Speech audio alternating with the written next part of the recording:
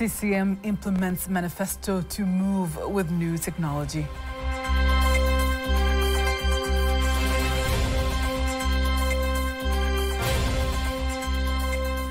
Feral Gogi wa Wongo.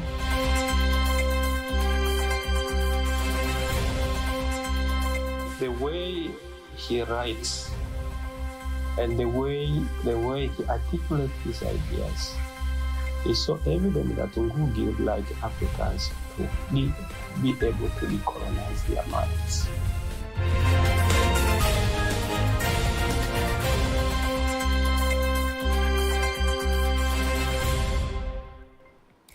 Good evening, I am Faida Nkaga. You can also follow us live via our YouTube channel, TBC Online. Also, get all the latest news through our Instagram, Facebook, and X pages at TBC Online. Chama cha Mapinduzi Extraordinary General Meeting has approved some changes made in the party's constitution, whereby the meetings can be conducted digitally. Speaking to members of the CCM party in Dodoma, the chairperson of the CCM party and the president of the United Republic of Tanzania, Dr. Samia Suluhu Hassan, has reiterated her party's manifesto has been successfully implemented more than 80%. Here are more details. With only a few months left before Tanzania holds its general elections, each political party is organizing and preparing strategies to win various parliamentary seats and the presidents. On their part, Chama cha Mapinduzi, members and leaders of CCM are outlining the achievements of the past 5 years in both Zanzibar and mainland Tanzania. All the progress that has taken place is the result of people's participation in advancing the development of their country. This has been achieved through the country's efforts to expand access and awareness in the energy sector. These achievements are the outcomes of CCM's 5 years manifesto. Tumegusa wananchi wote wa Zanzibar.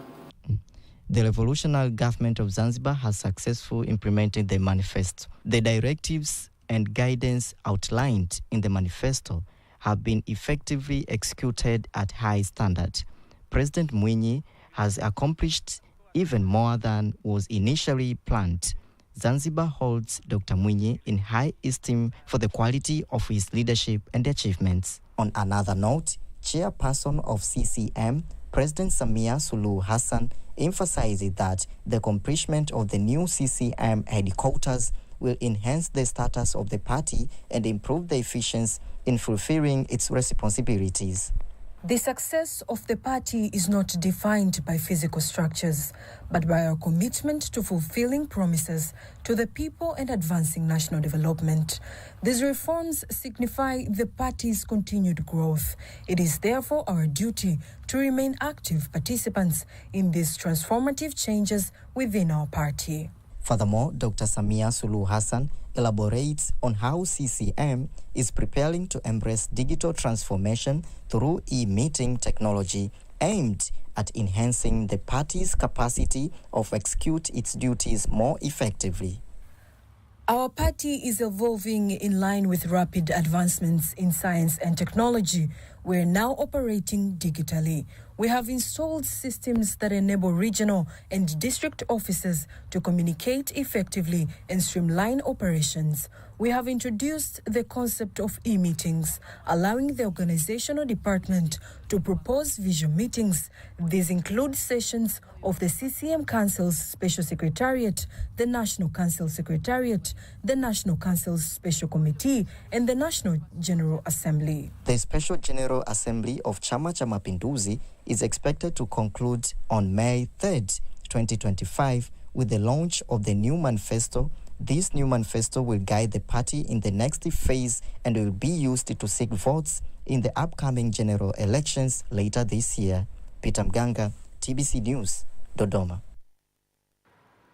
Now from Dodoma, let's fly over to Tokyo, whereby Prime Minister of Japan, Ishiba Shigeru, says his country will continue to strengthen cooperation with Tanzania in order to boost economic growth. Shigeru made the remarks in Tokyo, Japan, where he met with the Prime Minister Kassim Majaliwa. Here are more details. Prime Minister Kassim Majaliwa continues his working visit in Japan And while in Tokyo, Majaliwa met with Japan's Prime Minister, Ishiba Shigeru, and leaders of the Japan's Tobacco Company. Japan's Prime Minister commends continued cooperation in Tanzania, saying companies from Japan will continue to work with Tanzania in technology and social aspects as well as assisting in economic growth. On his part, Majaliwa says cooperation between the two nations will enable Japan International Cooperation Agency, JICA, investors and entrepreneurs from Japan to continue implementing development projects in Tanzania. Mheshimiwa Waziri Mkuu wa Japan ametuhakikishia kuendelea kuimarisha mahusiano yetu kati ya Japani na Tanzania. The Honorable Prime Minister of Japan has assured us of his commitment to continue strengthening our bilateral relations, especially in improving cooperation between Japan and Tanzania. What do these relations mean? When we receive a pledge of continued collaboration, it opens up more opportunities for us, particularly in line with our call for domestic economic investment. As of today, there are over 24 investment projects and companies from Japan operating in Tanzania. And there are also ongoing projects implemented by JICA. These are the kinds of opportunities we gain as a country through the partnership between our two nations. Prime Minister Majaliwa requested Japan through JICA to cooperate with the government of Tanzania to renovate the Morogoro to Dodoma Road and Kibiti Lindi Road that has been destroyed by heavy rainfall. Kwa sasa tumemjulisha kwamba tunalo tatizo la barabara zetu kutokana na mvua nyingi. We have just informed them that we are facing road problems due to heavy rainfall. There is an existing resolution to rehabilitate the road from Morogoro to Dodoma.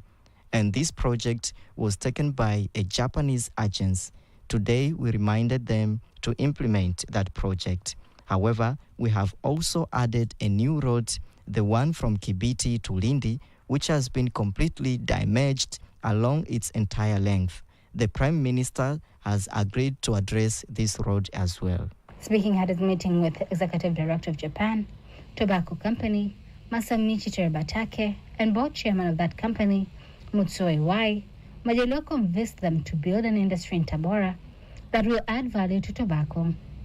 Terabatake says his company will continue to buy tobacco from Tanzania, saying this year they will buy 33 million kilograms worth $190 million. Teddy Mpanyanga, TVC News. Professor Gogi wa Thiong'o is one of Africa's most recognized authors and literary theorists. He contributed to the creation of post-colonial literature in East Africa in the 1950s and 60s and has written extensively on the role of culture in both the subjugation and liberation of a country and the people. Kanki Mwaigomole takes us through Gogi wa Thiong'o's profile. Gogi wa Thiong'o, who has died at the age of 87, was a titan of modern African literature, a storyteller who refused to be bound by jail, exile, and illness. Now, being a sword, it has turned to be a bitter thorn to the ruling power in most of the African countries. And the way he writes and the way he articulates his ideas is so evident that Ngugi would like Africans to be able to decolonize their minds. The legacy of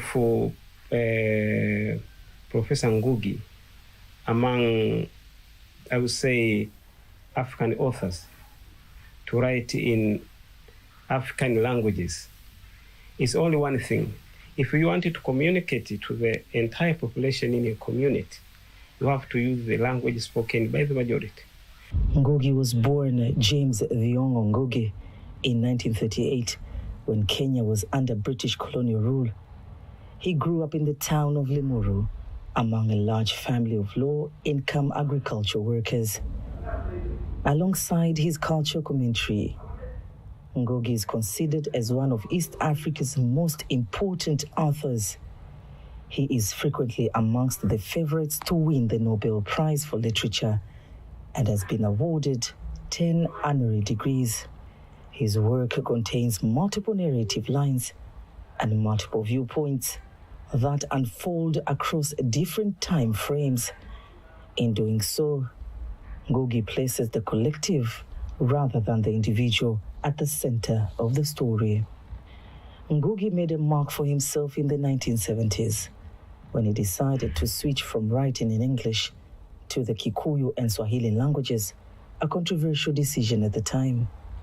One of his most famous works, Decolonizing the Mind, was published in 1986. While living abroad, the book argues that it is impossible to liberate oneself while using the language of oppressors. Gogi has 9 children, 4 of whom are authors. Gogi would say, and I quote, "Resistance is the best way of keeping alive. It can take even the smallest form of saying no to injustice. If you really think you're right, you stick to your beliefs, and they help you to survive." End of quote. Kanki Mwaikomole, TBC News. Thank you, Kanki, for that story. May his soul rest in eternal peace. The Dar es Salaam Regional Education Officer, Gift Kiando, says the preparation, development and support of the education of children with special needs requires strong collaboration between the community, parents and teachers. He made the remarks during the launch of the Enrich Education Research Project, whereby several parents shared their experiences in raising children with disabilities, particularly the challenges they face in accessing quality education. Karen Malo has more. At the launch of the Enrich research study, which aims to support inclusive, quality education for children with disability, hope is rising that more children will now get the chance to learn and thrive. Some parents of children with special needs say that the interactive learning through playing has significantly helped improve their children's understanding and engagement in school.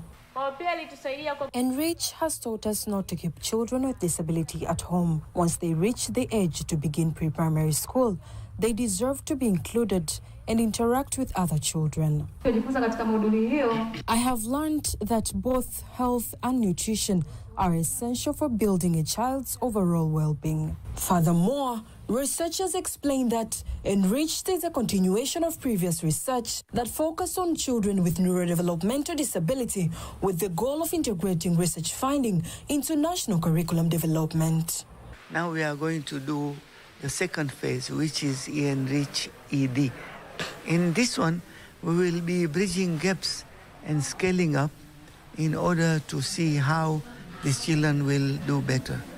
Number one, in this program, we will include all the children, not only those who have had problems at delivery. Number two, it will be 3,000 children instead of 500 in the previous. So we get more robust and concrete data.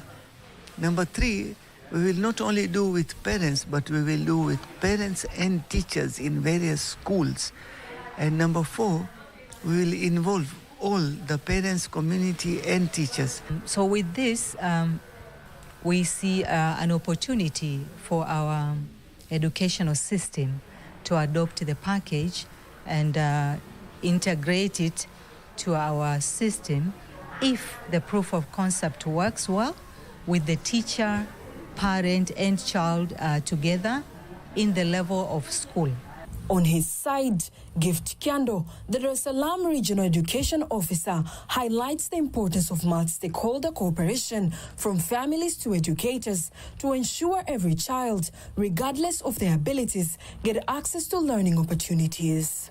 Kwa hiyo ushiriki wa mzazi maana yake unahakikishia walimu. Collaboration between parents and teachers is very important. It helps teachers guide children effectively by focusing on appropriate skills and knowledge. Many parents of children with disabilities don't take them to school, and others delay it for too long. This denies children with right to education, which is against the law. This research will support all parents, including those who haven't previously sent their children to school, to take actions and ensure their children receive the education they deserve. The study will involve 3,000 children from across Tanzania, Bangladesh, and Nepal. In Tanzania, 1,000 children from 40 schools across Kigamboni and Temeke districts will participate in the research. Caroline Meleo, TBC News. The 33rd Southern African Development Community Statistics Committee meeting has opened in Victoria Falls, Zimbabwe, with the regional bloc commending Zimbabwe for making significant strides in improving statistical standards and practices. Tichaona Kurewa reports from Zimbabwe. Statistics are a cornerstone of the development process, serving as a barometer at national, regional, continental, and global levels. As a cross-cutting sector, statistics are closely aligned with the national development plans, the Sustainable Development Goals, African Union Agenda 2063, and the SADC Vision 2050 priorities. Against this backdrop, delegates at the 33rd SADC Statistics Committee meeting in Victoria Falls were briefed on Zimbabwe's leadership in adopting best practices in statistical systems, setting a standard the region is encouraged to follow. We can say Zimbabwe is on track in really improving its data collection, monitoring, etc. And we are happy to see the progress that Zimbabwe has been doing. And it's really showing to other member states what needs to be done. Zimbabwe affirmed the recognition from SADC. ZimStat is very much advanced when it comes to both regional and international standards. Our data is reliable to the T. I think this is something that even your international and development partners, your IMF, World Bank, AFDB, even where there is no incentive to actually commit to some of our numbers. So it is a collaborative effort, and this is why a conference like this is important. SADC has urged its member states to ratify the protocol on statistics to enable its formal implementation, noting that it remains a priority. Once ratified, the protocol is expected to significantly enhance the credibility and trustworthiness of official statistics across the region. This year's meeting is also focused on reviewing progress on previous key decisions and shaping a strategic direction for the development of regional statistics in the medium term. And now, before we wind up local news, let's have a look at today's exchange rates according to the Bank of Tanzania, BOT.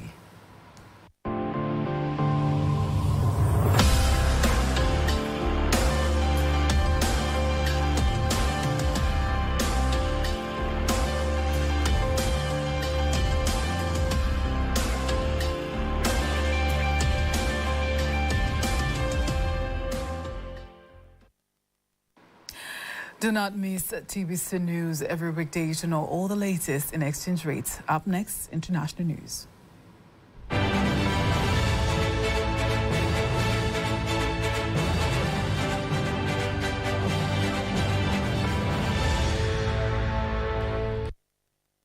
Now let's have a look at international news by Nyambona Masamba.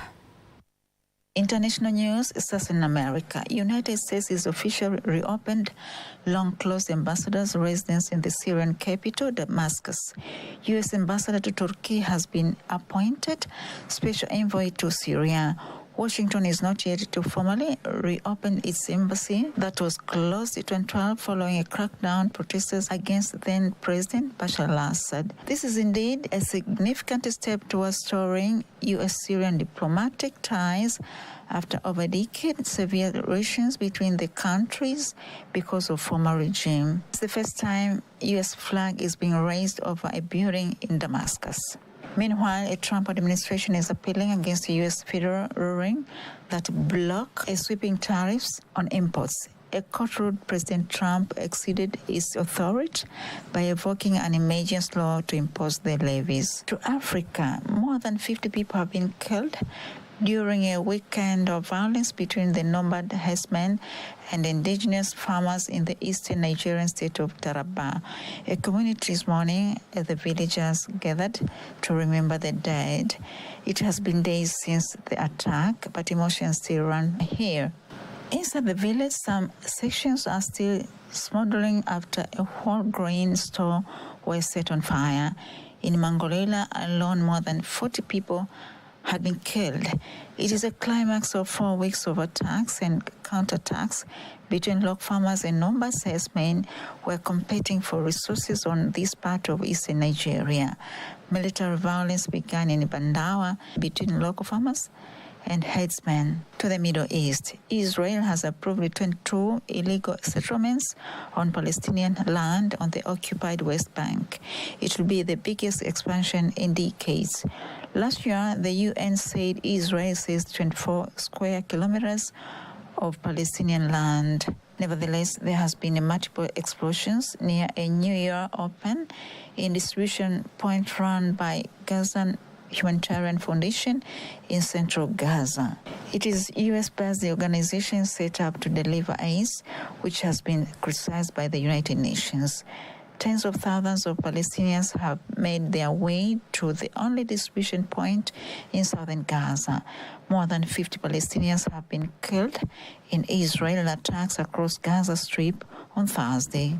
Multiple Israel attacks have been reported across Gaza Strip since dawn on Thursday. That was international news as compiled and read to you by Nyambona Masamba. Up next, sports news.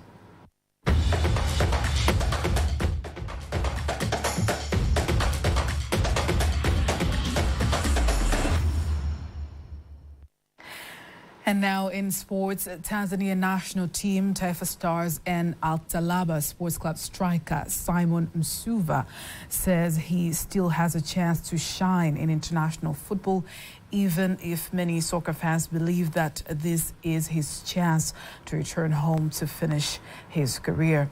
Msuva told TBC News in Dar es Salaam that he still has the ability and power to showcase his talents internationally, and added that when time comes, he will be back home. But for now, he is still fighting to fulfill his dreams elsewhere.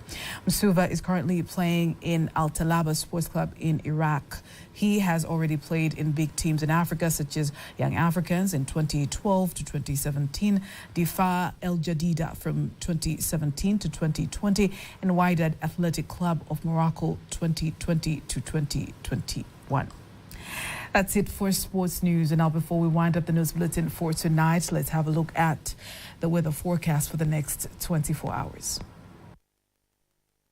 My name is Godfrey Kazinja. I present to you 24 weather forecast from Tanzania Meteorological Authority. Wind expected to flow at the speed of 40 km per hour over the entire coast, and at 30 km per hour over Lake Victoria Basin, Lake Tanganyika together with Lake Nyasa. TMA issue an advisory expecting strong wind and high wave tides over the entire coast. Please take note on that. For tonight, we expect future particle condition, thunder shower over Furia over Kagera and Imara, while Kilimanjaro, Arusha, Tanga, Unguja and Pemba Island expect future particle condition, light rain shower over Furia. The rest part of our country expects future particle condition. For tomorrow, we expect future particle condition, thunder shower over Furia in sun period over Kagera and Imara, while Tanga, Unguja and Pemba Island expect future particle condition, light rain shower over Furia in sun period. The rest part of our country expects future particle condition. Let's have a look for the 4 days weather forecast for some part of our country, starting from the day after tomorrow. Dar es Salaam expect future rain shower over Furia in sun period, while Dodoma expect future particle condition and long sun period. The same as Beira expect future particle condition and long sun period. Mwanza expect future particle condition and long sun period. Kilimanjaro expect future particle condition and long sun period. Morogoro expect future rain shower. Arusha expects future particle condition and long sun period. Dear viewer, we thank you for watching us and have a good time. And on that note, we're ending our news bulletin for tonight, but don't miss our next bulletin in Kiswahili at 11 p.m. I am Faitha Ngaga. Good night.